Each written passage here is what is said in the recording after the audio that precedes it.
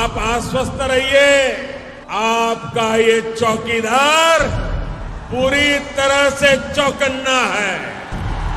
वो एक अकेला चल पड़ा, मैं उसकी ही कतार हूं, मैं भी चौकीदार हूं। मेरे प्यारे देशवासियों, हमारे पूर्वजों का ज्ञान, हमारे पूर्वजों की दीर्घ दृष्टि और हमारे पूर्वजों का एकात्म चिंतन आज भी कितना महत्वपूर्ण है। जब उसकी गहराई में जाते हैं तो हम आश्चर्य से भर जाते हैं। हजारों साल पुराना हमारा ऋग्वेद में कहा गया है, ओमान मापो मानुषी अमृतम धात तोकाय तनयाय संयोहो यूयम हिष्ठा भीषजो मातृतमा विश्वस्य स्थातु जगतो जनित्री ही। अर्थात हे जल, आप मानवता के परम मित्र हैं, आप जीवनदायिनी हैं, आपसे ही अन्न उत्पन्न होता है और आपसे ही हमारी संतानों का हित होता है। आप हमें सुरक्षा प्रदान करने वाले हैं और सभी बुराइयों से दूर रखते हैं। आप सबसे उत्तम औषधि हैं और आप ही इस ब्रह्मांड के पालनहार हैं। सोचिए, हमारी संस्कृति में हजारों वर्ष पहले जल और जल संरक्षण का महत्व समझाया गया है।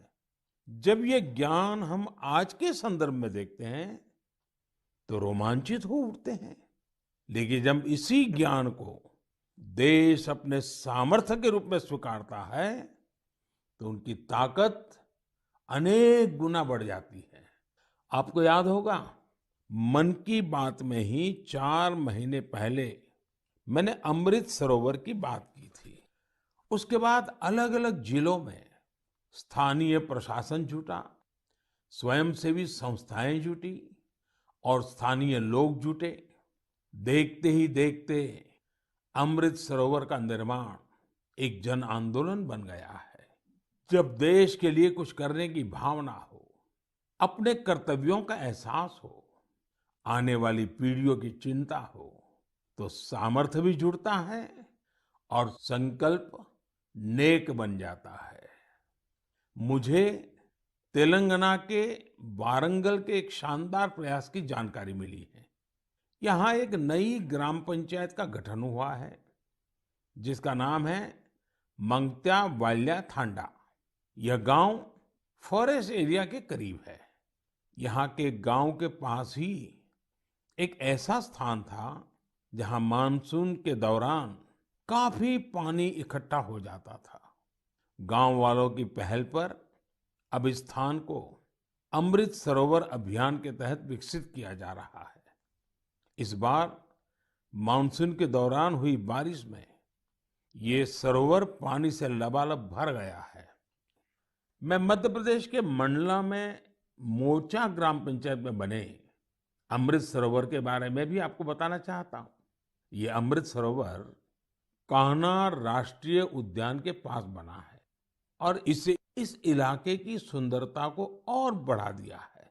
उत्तर प्रदेश के ललितपुर में नवनिर्मित शहीद भगत सिंह अमृत सरोवर भी लोगों को काफी आकर्षित कर रहा है। यहाँ की निवारी ग्राम पंचायत में बना यह सरोवर 4 एकड़ में फैला हुआ है। सरोवर के किनारे हुआ वृक्षारोपण इसकी शोभा को बढ़ा रहा है। सरोवर के पास लगे 35 फीट ऊंचे तिरंगे को देखने के लिए भी दूर दूर से लोग आ रहे हैं। अमृत सरोवर का यह अभियान कर्नाटका में भी जोरों पर चल रहा है। यहाँ के बागलकोट जिले के बिल्केरूर गांव में लोगों ने बहुत सुंदर अमृत सरोवर बनाया है। दरअसल इस क्षेत्र में पहाड़ से निकले पानी की वजह से लोगों को बहुत मुश्किल होती थी। किसानों और उनके फसलों को भी नुकसान पहुंचता था। अमृत सरोवर बनाने के लिए गांव के लोग सारा पानी चैनलाइज करके एक तरफ ले आए। इससे इलाके में बाढ़ की समस्या भी दूर हो गई। अमृत सरोवर अभियान हमारी आज की अनेक समस्याओं का समाधान तो करता ही है, हमारी आने वाली पीढ़ियों के लिए भी उतना ही आवश्यक है। इस अभियान के तहत कई जगहों पर पुराने जलाशयों का भी कायाकल्प किया जा रहा है। अमृत सरोवर का उपयोग पशुओं की प्यास बुझाने के साथ ही खेती किसानी के लिए भी हो रहा है।